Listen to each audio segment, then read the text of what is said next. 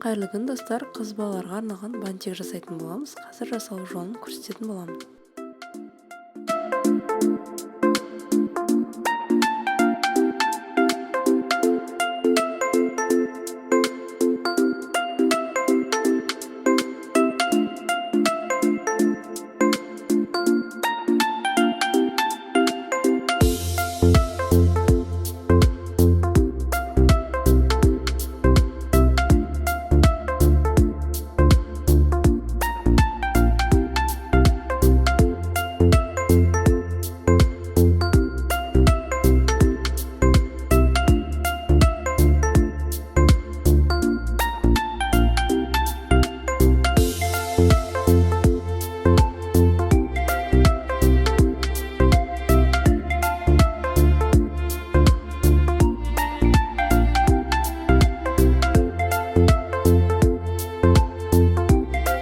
Бантигіміз осындай болып шықты.